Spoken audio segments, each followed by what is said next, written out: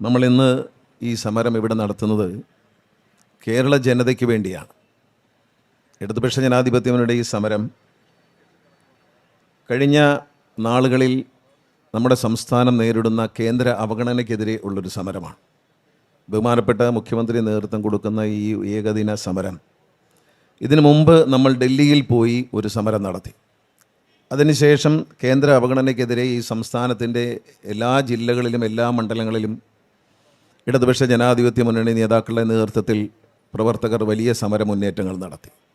പക്ഷേ ഇതിനോടൊന്നും പ്രതികരിക്കാതെ കേരളത്തോട് കടുത്ത അവഗണന, കേരളത്തിന് ലഭിക്കേണ്ട അവകാശങ്ങൾ, ഇന്ത്യയിലെ ഫെഡറൽ സംവിധാനത്തിൽ ഒരു സംസ്ഥാനത്ത് ലഭിക്കേണ്ട അവകാശങ്ങൾ, അത് BJP ഇതര സർക്കാരുകൾക്ക് നിഷേധിക്കുന്ന കാഴ്ചയാണ് ഇന്ത്യ എന്ന ഈ മഹാരാജ്യത്ത് കാണുന്നത്. ഇന്ത്യയുടെ ചരിത്രത്തിൽ ഒരിക്കലും ഇല്ലാത്തതുപോലെ കേന്ദ്രം ഭരിക്കുന്ന പാർട്ടി BJP അല്ലാത്ത ഗവൺമെൻറ്റുകൾ ഭരിക്കുന്ന സംസ്ഥാനങ്ങളെ വരിഞ്ഞു മുറുക്കുന്ന കാഴ്ചയാണ് കാണുന്നത്.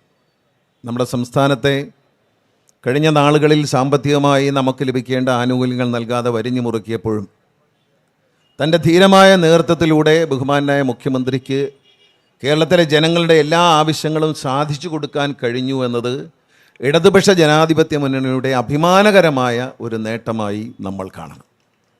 നമ്മൾ പ്രതിഷേധിക്കുമ്പോഴും നമ്മളെടുത്ത നിലപാടുകൾ, നമ്മളെടുത്ത ചുവടുവയ്പ്പുകൾ കേരളത്തിലെ ജനങ്ങൾക്ക് യാതൊരുവിധ ബുദ്ധിമുട്ടും ഉണ്ടാകാതെ അവരുടെ ജീവിതത്തെ മുന്നോട്ട് നയിക്കാൻ നമുക്ക് അവസരം ഉണ്ടാക്കി കഴിഞ്ഞു. തിരുവനന്തപുരത്ത് കേരളത്തിൻ്റെ വികസനത്തിൻ്റെ ഭാഗമായ വിഴിഞ്ഞം തുറമുഖം, ഈ വിഴിഞ്ഞം തുറമുഖത്തിൻ്റെ ഉദ്ഘാടനമടക്കം നമ്മളെല്ലാവരും സാധാരണക്കാരായ ജനങ്ങൾ ധരിച്ചിരിക്കുന്നത് ഈ വിഴിഞ്ഞം തുറമുഖത്തിൽ കേന്ദ്രത്തിൻ്റെ എന്തോ ഒരു ഓഹരിയുണ്ട് എന്നാണ്. നമ്മൾ വളരെ വ്യക്തതയോടെ മനസ്സിലാക്കേണ്ട ഒരു കാര്യമുണ്ട്. ഇന്ന് വരെ ചിലവഴിച്ച പണത്തിൻ്റെ 2/3 ഭാഗത്തിലധികം പണം കേരള സംസ്ഥാന സർക്കാരാണ് ചിലവഴിച്ചിരിക്കുന്നത്. 1/3 ഭാഗം മാത്രമേ അദാനി ചിലവഴിച്ചുള്ളൂ. 1/3 ഭാഗം തന്നെ ഇല്ല അദാനി ചിലവഴിച്ചിരിക്കുന്നത്. അദാനി പോർട്ട് എന്നാണ് അറിയപ്പെടുന്നത്. പിന്നെയുള്ളത് കേന്ദ്ര ഗവൺമെൻറ് സഹായമായി കിട്ടുന്നത് വൈബിലിറ്റി ഗ്യാപ്പ് ഫണ്ടാണ്. ഈ വൈബിലിറ്റി ഗ്യാപ്പ് ഫണ്ട് ഏതാണ്ട് 800 കോടിയിലധികം രൂപ വരുന്ന പണം നമുക്ക് തരാം എന്ന് സമ്മതിച്ചിട്ടുണ്ട്. പക്ഷേ അത് വൈബിലിറ്റി ഗ്യാപ്പ് കണക്ക് നോക്കുമ്പോൾ നഷ്ടമുണ്ടെങ്കിൽ വൈബിലിറ്റി ഗ്യാപ്പ് വന്നാൽ അത് തരികയും അതിന് 35 വർഷം കൊണ്ട് ഇതിൻ്റെ 18 ഇരട്ടി പണം തിരിഞ്ഞു വാങ്ങുകയും ചെയ്യും. കേരളത്തിൽ നിന്ന് തിരിച്ചു വാങ്ങും. കേരളത്തിൻ്റെ അന്ന് ഭരിക്കുന്ന സർക്കാരാണെങ്കിലും കേരളത്തിലെ ജനങ്ങളിലേക്ക് അടിക്കുന്ന നികുതിയിൽ നിന്നും കേന്ദ്ര ഗവൺമെൻറ് തിരിച്ചു വാങ്ങുമെന്നാണ്.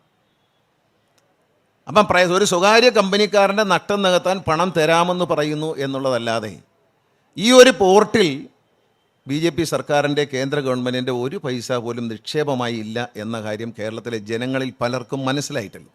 സാധാരണ ഗ്രാമങ്ങളിൽ താമസിക്കുന്ന ജനങ്ങളുടെ വിചാരം ഇത് കേന്ദ്ര സംസ്ഥാന സർക്കാരിൻ്റെയും അദാനിയുടെയും കൂടെ ചേർന്നുള്ള ഒരു പോർട്ടാണ് എന്നൊരു ധാരണയിലാണ് നമ്മൾ മുന്നോട്ട് പോകുന്നത്. അങ്ങനെ ഓരോ വികസന കാര്യങ്ങളും എടുത്ത് പരിശോധിച്ചാൽ സംസ്ഥാന സർക്കാർ ഇവിടെ നിന്ന് ശേഖരിക്കുന്ന സാമ്പത്തികം ഉപയോഗിച്ച് നമ്മുടെ നാട്ടിലെ പ്രശ്നങ്ങൾ പരിഹരിച്ചു. ക്ഷേമ പെൻഷനാണെങ്കിലും മറ്റെല്ലാ കാര്യങ്ങളിലും വർധന ഉണ്ടാകുന്നത് സംസ്ഥാന സർക്കാരിൻ്റെ ശ്രമഫലമാണ്.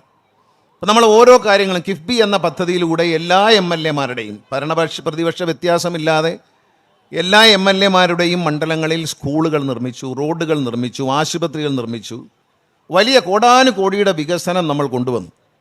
കിഫ്ബിയിലെ പണം എന്ന് പറയുന്നത് കേരള സംസ്ഥാന സർക്കാർ കടമെടുക്കുന്നതാണ്. പലിശയ്ക്ക് ഏതാണ്ട് ബാങ്ക് പലിശയോളം കൊടുത്ത് കടമെടുക്കുന്ന പണം, ബാങ്ക് പലിശയേക്കാൾ അല്പം കുറഞ്ഞിരിക്കുമെന്നുള്ളൂ. കടമെടുത്ത പണത്തിൽ കേരളത്തിൻ്റെ വികസനത്തിൻ്റെ വേഗത കൂട്ടുക എന്ന ലക്ഷ്യത്തോടെ ഒന്നാം പിണറായി സർക്കാർ, സഖാവ് പിണറായി വിജയൻ്റെയും സഖാവ് തോമസ് ഐസക്കിൻ്റെയൊക്കെ നേതൃത്വത്തിൽ മുന്നോട്ട് വെച്ച ഒരാശയമാണ്. ആ ആശയത്തിൻ്റെ ഗുണഭോക്താക്കളാണ് നമ്മൾ ഓരോ MLA-മാരും. എല്ലാവർക്കും സ്കൂളുകൾ ലഭിച്ചു, ആശുപത്രികൾ ലഭിച്ചു, നല്ല റോഡുകൾ ലഭിച്ചു. അന്തർദേശീയ നിലവാരമുള്ള റോഡുകളും സൗകര്യങ്ങളും ഒക്കെ ലഭ്യമാക്കാൻ കഴിഞ്ഞപ്പോൾ അത് കൊള്ളാം. അപ്പോൾ കേരളത്തിൻ്റെ വികസനത്തിന് 5, 10, 20 വർഷം കൊണ്ട് ലഭിക്കേണ്ട മുന്നേറ്റത്തെ വെറും 4, 5 വർഷം കൊണ്ട് നേടിയെടുക്കുവാൻ കഴിഞ്ഞ കരുത്തുറ്റ ഒരു പ്രവർത്തനത്തിൻ്റെ ഭാഗമാണ് കിഫ്ബി. കിഫ്ബിക്ക് വേണ്ടി നമ്മൾ കടമെടുത്ത പണം അത് കേന്ദ്ര ഗവൺമെൻറ് നമ്മുടെ കടബാധ്യതയോടൊപ്പം എഴുതി ചേർക്കുകയാണ്. നമ്മൾ വാങ്ങിയ കടം നമ്മൾ തന്നെ തിരിച്ചു കൊടുക്കണം. കേന്ദ്ര ഗവൺമെൻറ് ഗ്യാരണ്ടിയിലെടുത്ത പണമല്ല. ആ പണം നമ്മൾ തന്നെ തിരിച്ചു കൊടുക്കുന്ന ആ പണത്തിൻ്റെ കണക്കും കേന്ദ്രത്തിൻ്റെ കടം വാങ്ങാനുള്ള നമ്മുടെ അധികാരത്തിലേക്ക് കൈകടത്തുകയാണ്. ഇത് സാധാരണക്കാരായ ജനങ്ങൾ നമ്മളെ വരിഞ്ഞു മുറുക്കാൻ ഈ സംസ്ഥാന ഗവൺമെൻറ്റിനെ വരിഞ്ഞു മുറുക്കുക എന്നതിൻ്റെ അർത്ഥം കേരളത്തിലെ ജനങ്ങളെ കഴുത്തിന് ഞെരിക്കുക എന്നുള്ളതാണ്. ഓരോ ദിവസം കഴിയുന്തോറും റേഷൻ്റെ ആനുകൂല്യങ്ങൾ കുറഞ്ഞു വരുന്നു. കേന്ദ്ര ഗവൺമെൻറ് നൽകുന്ന ആനുകൂല്യങ്ങൾ നമുക്കറിയാം. കേന്ദ്രത്തിൻ്റെ മഹാത്മാഗാന്ധി തൊഴിലുറപ്പ് പദ്ധതി അടുത്ത ദിവസങ്ങളിൽ നമ്മൾ കണ്ടതാണ്. ആ മഹാത്മാഗാന്ധി തൊഴിലുറപ്പ് പദ്ധതിയെ ഗാന്ധിജിയുടെ പേര് പോലും, രാഷ്ട്രപിതാവായ ഗാന്ധിജിയുടെ പേര് പോലും മാറ്റിക്കൊണ്ട് അതിൽ മാറ്റം വരുത്തി സംസ്ഥാന സർക്കാരിൻ്റെ ഓഹരി കൂടി ഉൾപ്പെടുത്തണമെന്നാണ്. അപ്പോൾ സംസ്ഥാന സർക്കാരിനെ വീണ്ടും ഞെരിക്കുകയാണ് സാമ്പത്തികമായിട്ട്. നമ്മൾ കടം വാങ്ങാൻ അനുവദിക്കുന്നില്ല. നമ്മുടെ റിസോഴ്സസ് ഉപയോഗിച്ച് നമ്മൾ ശേഖരിക്കുന്ന ധനം കൊണ്ട് ഈ നാട്ടിലെ എല്ലാ കാര്യങ്ങളും നടത്തിപ്പോകുമ്പോൾ വീണ്ടും നമ്മളെ ഞെരിക്കുകയാണ് കേരളത്തിലെ സാധാരണക്കാരായ ജനങ്ങൾ. നമുക്കറിയാം, പെൺകുട്ടികൾ ജനിച്ചു കഴിഞ്ഞാൽ 18 വയസ്സിന് മുമ്പേ പണ്ട് കല്യാണം കഴിപ്പിക്കും. നേരെ ചൊവ്വേ അവരെ ഒന്ന് ഡിഗ്രി എടുക്കാൻ അനുവദിക്കാതെ കല്യാണം കഴിപ്പിക്കുന്ന ഒരു സംസ്കാരം നമ്മുടെ നാട്ടിലുണ്ടായിരുന്നു. ഈ പെൺകുട്ടികളിൽ പലരും വിവാഹിതരായി, പിന്നെ വിവാഹമോചനം നേടി വിധവകളായി മാറി. അങ്ങനെ ഒറ്റപ്പെട്ട് കുഞ്ഞുങ്ങളുമായി ജീവിക്കുന്നവർക്കെല്ലാം ആശ്രയമായ ഒരു പദ്ധതിയായിരുന്നു. നേരെ ചൊവ്വേ വിദ്യാഭ്യാസം നേടാൻ കഴിയാത്തവർക്ക് അനുഭാനത്തോടെ ചെയ്യാൻ കഴിയുന്ന ഒരു ജോലിയായിരുന്നു തൊഴിലുറപ്പ് പദ്ധതി. ആ പദ്ധതിയെ BJP അട്ടിമറിക്കുകയാണ്, BJP ഗവൺമെൻറ് അട്ടിമറിക്കുകയാണ്. അപ്പോൾ ഏറ്റവും പാവപ്പെട്ടവർ, സമൂഹത്തിലെ ഏറ്റവും പാവപ്പെട്ടവർ, അതിൽ ബഹുഭൂരിപക്ഷം വരുന്നതും സ്ത്രീകളാണ് എന്നാലോചിക്കണം. തൊഴിലുറപ്പ് പദ്ധതിയിൽ പോകുന്നതിൽ ഏതാണ്ട് 99% സ്ത്രീകളാണ്. ആ സ്ത്രീകളുടെ അവരുടെ കഞ്ഞിയിലാണ് പാറ്റയിടുന്നത് കേന്ദ്ര ഗവൺമെൻറ്. ആരാ? സംസ്ഥാന സർക്കാരിനോടുള്ള വിരോധം തീർക്കുന്നതാണ്. അവിടെയും എന്താണ് ചെയ്തത്? ഇന്ത്യക്ക് സ്വാതന്ത്ര്യം നേടിത്തന്ന, ഭാരതീയന്റെ മതേതരത്വത്തിൻ്റെ മഹത്വം മനസ്സിലാക്കി തന്ന മഹാത്മജിയുടെ പേരെടുത്ത് മാറ്റുക. ഇനി അത്യാവശ്യം മഹാത്മജിയുടെ പടമുള്ളത് നോട്ടിൽ മാത്രമേ ഉള്ളൂ. മഹാത്മജി മരിച്ചു പോയതുകൊണ്ട് കുഴപ്പമില്ല, അല്ലെങ്കിൽ അദ്ദേഹം പറഞ്ഞാൽ എൻ്റെ പണം അതിൽ നിന്നൊന്ന് മാറ്റിത്തരണം എന്ന് പറയണം. ലോകത്ത് ഇത്രയും വിലയിടിയുന്ന ഒരു സാധനം ഇന്ത്യയുടെ രൂപ മാത്രമാണ് എന്ന് മനസ്സിലാക്കുക. ലോകത്ത് എല്ലായിടത്തും ഡോളറുമായി വില താരതമ്യം ചെയ്യുമ്പോൾ ഏറ്റവും വിലയിടിയുന്ന സാധനം ഇന്ത്യയിലെ ഡോളറാണ്. മോഡിയുടെ ഭരണത്തിൽ ഇന്ത്യൻ റുപ്പിയാണ്.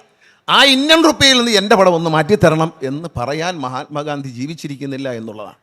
അത്രത്തോളം മഹാന്മാരെ വരെ അപമാനിച്ചുകൊണ്ട് മതരാഷ്ട്രീയം കേരളത്തിലും ഇന്ത്യയിലും പടർത്തുകയാണ്.